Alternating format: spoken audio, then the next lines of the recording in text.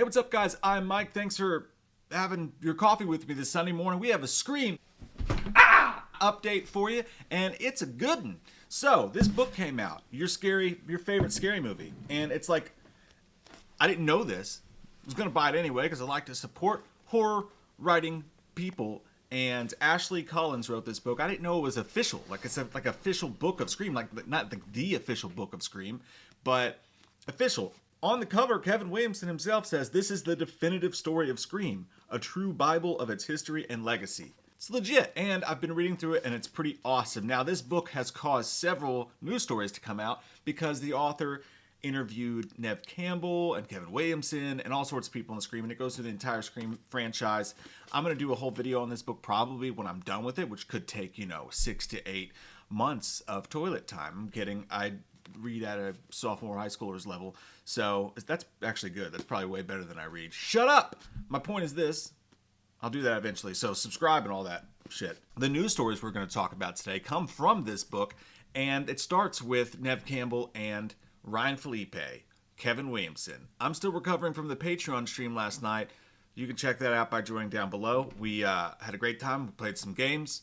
We tried some new drinks that we made ourselves, trying to mimic the Jason Universe drinks. And we talked to several members of Cracker Barrel, and that's not a joke. If you're there, you know. And if you know, you know. And if you want to have sex with a dude in the snow, I'm all right with it, yo. Because love is beautiful. What the fuck? So in an interview with Kevin Williamson, he said that Neve wants to go back to the first movie and find the suspense and really concentrate on the scary and not the bloody. Now, most horror fans, when they hear that, go, what the fuck? I don't think she really means it that way. Like, there's not allowed to be any gore or blood in the movie. I mean, go back to Scream, the first movie. It opens up with Drew Barrymore's insides falling out of her while she's hanging from a tree and her parents watch. It doesn't get any more bloody than that. This is not like Halloween 78, which is a relatively bloodless movie. Scream can have blood in it. What I think she's saying, and I actually agree with her, is when it goes to the last Scream movie, it was like set piece after set piece of gnarly action, full of gore type stuff, and take it back to suspenseful. I think the one thing Scream needs to be uber successful, I think this movie is going to be successful no matter what, but the thing it needs to be uber successful is for it to actually find suspense and scares again.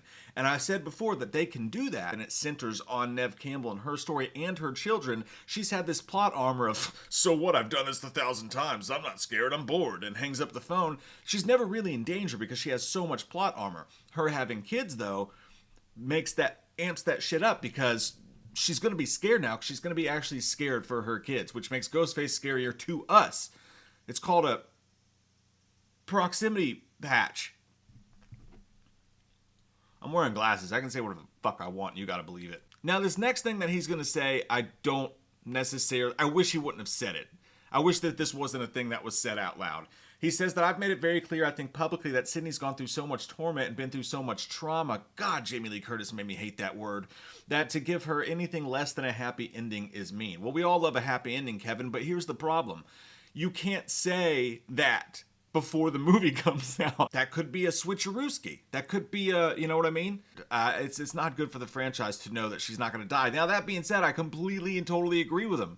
She shouldn't die. Because you're right, she does deserve a happy ending, and killing her now would really poop on all the stuff that she's been through over this franchise, for sure, and all the previous, like, she did all that for what? Just to die by Ghostface's hands anyways? You better do something spectacular with that if you're going to do that.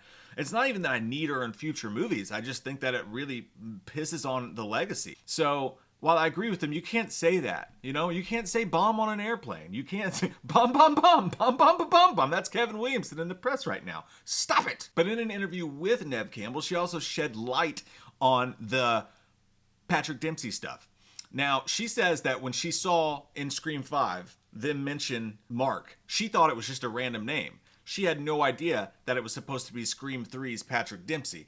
Now, she may not have known that, but I'm pretty sure the writers have let it be known. I think that was intentional, that they did meet Mark because they thought that was kind of cool. And I know for a fact that the franchise reached out to Patrick Dempsey to be in Scream VII, but it didn't work out because he said scheduling issues and whatnot. So that was the franchise's plan, but Neve Campbell apparently never knew that that's what they meant. And I've liked like everything that's come out so far about Scream 7. I'm like, yep, love that, love that, love that. This is like my dream built project so far from what they've done, bringing everybody back, including Marcos Beltrami. But I'm going to read yet another thing to you that in this update makes me a little, oh no. Obviously I still think the movie's going to be fucking great, but like this is, She says, think about how challenging it would be to make the choice to even have a child if you're Sidney Prescott. Then if you have children, the stress and fear that you live under about your history coming back for you. I don't want to give it away, but how she chooses to parent is a big choice and perhaps different than how others might. Now, obviously, your brain goes to, oh no, we're not going to Halloween 2018, Judy Greer, Jamie Lee Curtis this thing. It's not a cage, baby, it's a trap. We've done that, right? Like horror movies have done that too. I hope Scary Movie makes fun of that when Scary Movie 6 comes out. We saw Jamie Lee Curtis do this in Halloween H2O with, you're not going to Yosemite, I'm going to Yosemite, comb your hair. Mom, I am not responsible for you. We saw that, you know what I mean? But point check, you're going too far. I think that it would be a huge mistake to make Sidney overprotective, super anal retentive parent with 13 locks on the door. It would be even more of a mistake for her to, we just talked about how the kids make her vulnerable for the first time in a while. If Sidney's teaching these kids Krav Maga and she's raising the goddamn Power Rangers, I don't see how that's going to add to anything. So hopefully it's not that this hardcore overprotective parent storyline that's going on, and hopefully it's also not her training a secret room of James Bond agents. It's also very, very realistic. You know what I mean? Even though other movies have done it, it's so realistic. Obviously, that's the truth. If you're Sidney Prescott and you have kids, there's no way you live a normal life. As a parent, I literally spend every waking moment of my life thinking about how to keep my kids alive. And that's like, even when they're big, you know what I mean? So I could not imagine if I was Sidney Prescott, I probably just wouldn't have kids, to be honest with you. I'd be like, that's not for me. We got good writers and we got a good team on this. So whatever they do, I have faith that they will do it in a way that it feels like their own, at least. Are you ready to roll your eyes into oblivion? Now, as far as the Scream trailer goes, I have seen some videos out there, and my God, when it comes to this fucking franchise, it is never endless bullshit that is spewed on YouTube channels and on the internet and whatever. I've seen every rumor from here to Timbuk, fuck you. I mean, it's insane. I know the exact amount of screen time for Sidney Prescott and Gale, and it's just guessing bullshit. And it'll be a random fucking account that no one's ever. John129 says that he knows who dies in the opening act. And fucking everybody makes a YouTube video about it like it's goddamn gospel. Most of the shit you hear about Scream is total horse piss. I'm never gonna cover that shit. I saw one particular channel. I'm not going to say who it is because I don't want to. It rhymes with Beyond the Mask, and it's someone who's just always so full of shit. Some of the news they get like literally comes from their YouTube comment section, and they flip it around and make it a video. There's a video floating around out there right now that says, Scream trailer release date. And then it's 7 minutes of blah, blah, blah, blah, blah, blah. And then at the end it goes, viewer non said in a tweet that he expects it to maybe come out with Running Man, possibly. I don't know. And that's just, it's insane that you made an entire video about a guess in a tweet. So nobody knows. However, it makes sense to me that it would come out in October or November based on typical trailer release schedules. And in October, The Black Phone 2 coming out mid-October sounds like a great spot. And then, of course, with The Running Man, it's a Paramount film, and it comes out the same weekend as Keeper with Oz Perkins directing another horror movie. So either of those weekends, if they even give a fuck about what movie to release it with, because really it's about the internet numbers these days, it would make sense. But I would say mid-October, November, we'll probably get a trailer. But here's the thing, I don't know that, and neither does anyone fucking else. And another thing that makes you want to roll your eyes to oblivion, we have to talk about the Melissa Barrera situation again.